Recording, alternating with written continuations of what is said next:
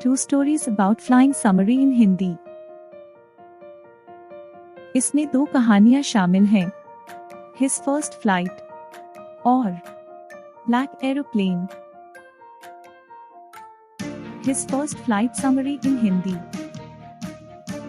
कहानी एक युवा सेहगर के बारे में है जो जीवन के उस पड़ाव पर है जहां उसे उड़ना सीखना है। अपने छोटे भाइयों और बहनों के विपरीत वह भी उड़ने से डरता है। जब वे सभी पहली बार समुद्र के किनारे के पास उड़ान भरने के लिए गए तो उनके अलावा सभी लोग सफल हुए। वह अपने पंखों पर भरोसा नहीं कर सकता था। वह विशाल समुद्र से घबरा गया और आश्वस्त हो गया कि वह कभी उड़ नहीं सकता। नतीजतन वह शर्मिंदा और निराश हो गया और इस तरह कगार के अंदर चला गया जहां आमतौर पर वह सोता था। उनके छोटे भाई बहनों ने अपने पंखों को अपने पंखों से छोटा होने के बावजूद अपनी पहली उड़ान भरने में कामयाबी हासिल की, लेकिन उन्होंने इतनी हिम्मत की कोशिश की कि हिम्मत नहीं जुटा पाए। उसे उसके माता पिता ने फिर से कोशिश न करने के लिए डांटा था, लेकिन वह इतना डर गया था कि वह हिल भी नहीं पा रहा था।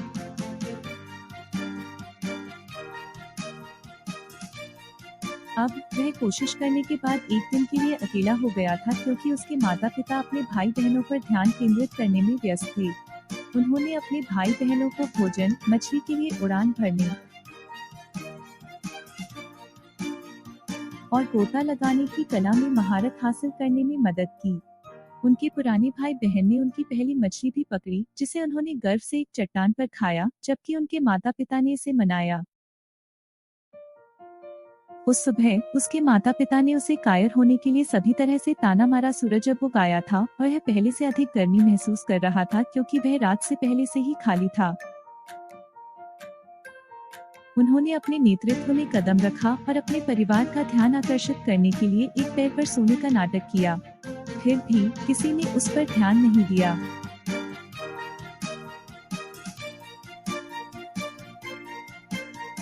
उनके भाई बहन सो रहे थे, उनके पिता अपनी चोंच से उनके पंख साफ कर रहे थे और उनकी माँ एक अन्य पठार पर मछली खा रही थी। जब उन्होंने उसे देखा, मछली को देखकर सेहगर पागल हो गया क्योंकि वह बहुत भूखा था।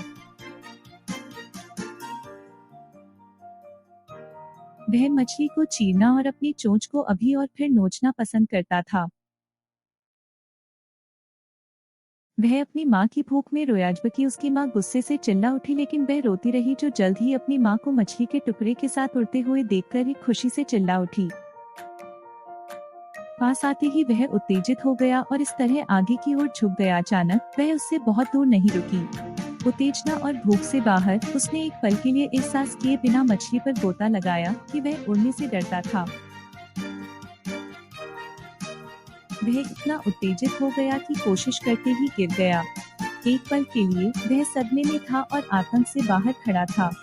यह सब केवल एक पल के लिए चला और जल्द ही उसके पंख खुल गए जैसे वह भाग गया। वह अपने स्तन, पंख, पेट और पंखों के खिलाफ हवा महसूस कर सकता था। वह खुद को हवा से काटते हुए महसूस कर सकता था। वह अब डरने वाला नहीं था।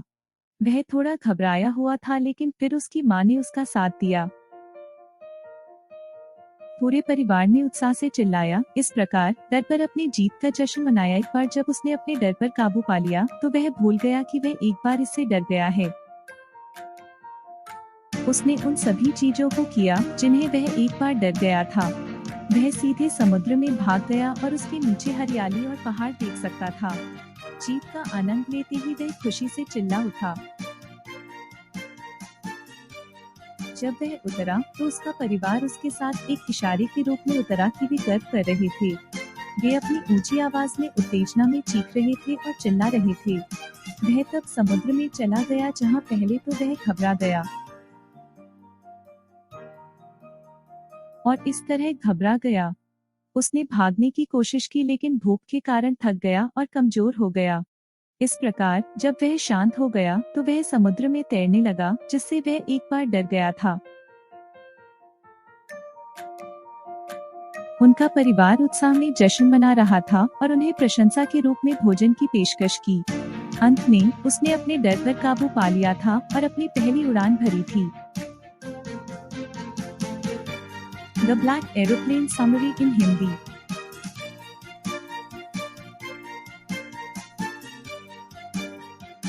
रात का समय था जब आसमान साफ था और तारों को टिमटिमाते देखा जा सकता था। पायलट को उस देश के ऊपर होने में शांति महसूस हुई जो सोते समय गिर गया था जब वह फ्रांस से इंग्लैंड के लिए उड़ान भर रहा था।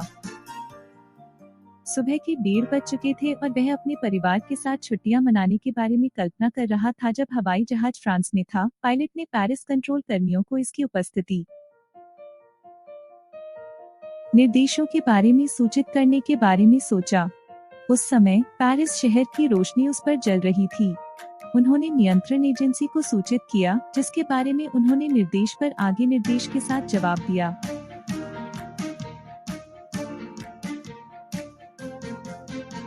पेरिस के नियंत्रण कक्ष ने उसे पश्चिम की ओर 12 डिग्री मोड़ने का निर्देश दिया। निर्देश प्राप्त करने के बाद पायलट ने काम किया और अंतिम ईंधन टैंक को संचालन में लगाते हुए उनका पीछा किया। इस समय वह अपने परिवार के साथ अपने समय के बारे में सपना देख रहा था और फिर वह गंतव्य बिंदु पर एक संतोषजनक नाश्ता करने के बारे में सोचने लगा।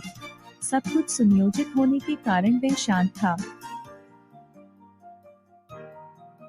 अब विमान ने पेरिस को पार कर लिया था जब उसने आकाश में बादल देखना शुरू किया था। बादलों की उपस्थिति ने हवा से यात्रा करना असुरक्षित बना दिया क्योंकि तूफान की संभावना थी। वे इतने विशाल और गहरे थे कि पायलट ने उनकी तुलना काले पहाड़ों से की। वह जानता था कि वह उन्हें पास नहीं कर सकता क्योंकि उनके ऊपर जाना असंभव था या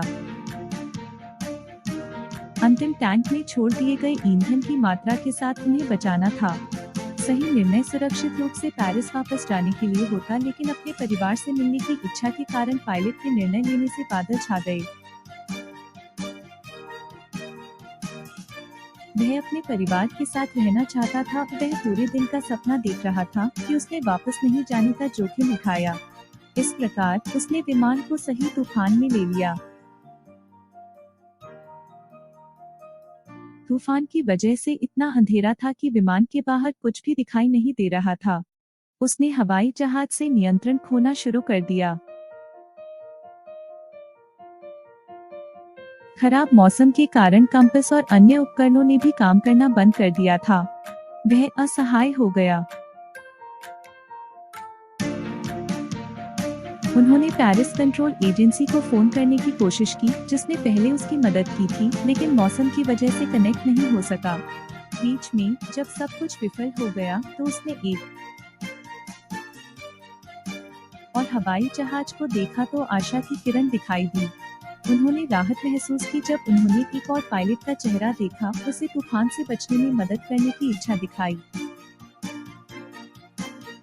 उसने खुद को सोचा कि दूसरा पायलट बहुत दयालु है क्योंकि वह जानता था कि वे खो गए थे और उसकी मदद करने की कोशिश कर रहे थे। दूसरे पायलट ने अपने विमान को खोए हुए हवाई जहाज से आगे ले जाने के लिए उन्हें आसान बनाने के लिए उनका अनुसरण किया, जबकि लेखक ने उसे आज्ञाकारी बच्चे की तरह पालन किया। वह भी घबरा रहा था क्योंकि बहुत कम मात्रा में ईंधन बचा था।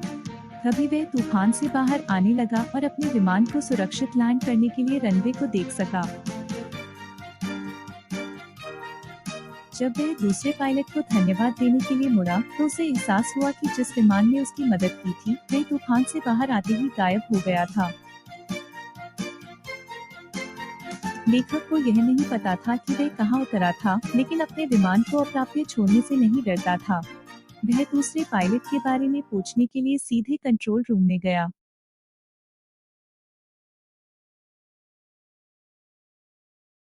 अपने अत्यंत आश्चर्य के कारण महिला ने उसे सूचित किया कि खराब मौसम के कारण उसके पास आकाश में कोई और विमान नहीं था। उसके मन में अनुत्तरित बहुत सारे प्रश्नों से वह चकित रह जाता है। 2 स्टोरीज अबाउट फ्लाइंग, निष्कर्ष, मॉरल। यह अध्याय 2 स्टोरीज अबाउट फ्लाइंग में 2 कहानियां हैं जो हमें सिखाती हैं कि डर को दूर करने के लिए आंतरिक शक्ति और दृढ़ संकल्प काफी आवश्यक होता है। और कठिन परिस्थितियों का सामना करने का साहस रखने से हमें अपने जीवन में जटिल परिस्थितियों से उबरने में भी काफी मदद मिलती है।